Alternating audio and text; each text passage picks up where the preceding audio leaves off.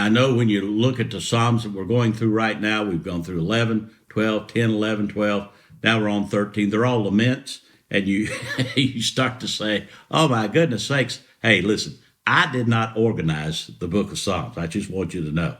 I'm just trying to come up with a logical way of going through this and presenting to you the victory of David and what Jesus Christ wants you to know. And then in Psalm chapter 13, there's another lament. I want you to notice you see this over and over and over again, because your life, my life, our life is not defined by just one thing, not one blessing, one curse, but it happens over and over and over. Somebody told me one time, if it's going really good for you today, get ready because it's going to get worse.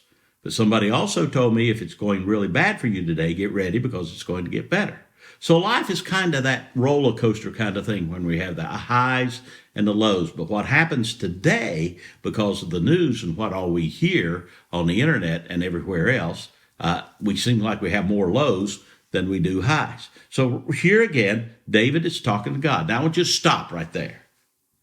What does he say? Now just think about this. He says to God, David, this mighty king, this mighty warrior, says, I am hurting. I'm hurting today. He has total discouragement. It's like the prophet said to the people of God, we are losing the war. Do you ever think that? We are, as a Christian in the United States, do you ever think we are losing the war? Yeah, we are. We're losing the battle, but we're not losing the war. Because guess what? I've read the whole book. I've read every bit of this Bible. And I find that when I open this Bible, I look at it and I look at it and I look at it and I look at it, and I find that, first of all, God is with me. I think about the children of Israel out in the desert. As they walked, there was a cloud representing the presence of God. During the day, there was a fire representing the presence of God at night.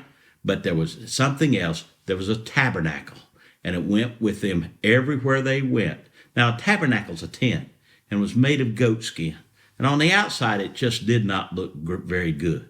But on the inside, the glory of God came forth. You know, I think about our church, Restoration Church of the Carolinas. You know, we've got a restart down there. We're on a prime piece of land, but our buildings are old and they were built temporarily, and they're not that much. And when you look at it from the outside, it has no curb appeal whatsoever.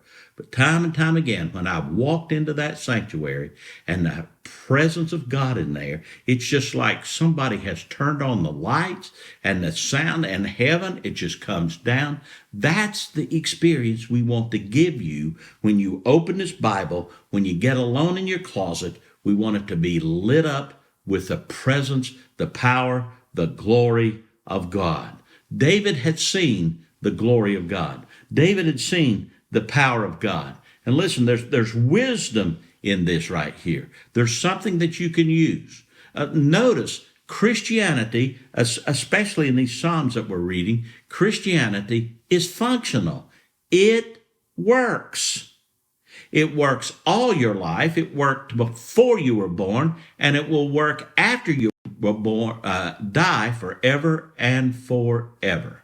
So right now, you need to just read this psalm, and pray this psalm. Psalm chapter 13. Go back to 12 if you've not mastered that. Go back to 11. Where next stop will be 14. Just walk through these psalms and let God speak to you. Thank you so much. And if this has blessed you, share it with somebody. Tell them where they can find this. We're not looking to build something gigantic. We're not trying to make a name for ourselves. We just have this information that God has given us, and we want to bless you and all of your family with this right now. So thank you so much, and God bless you.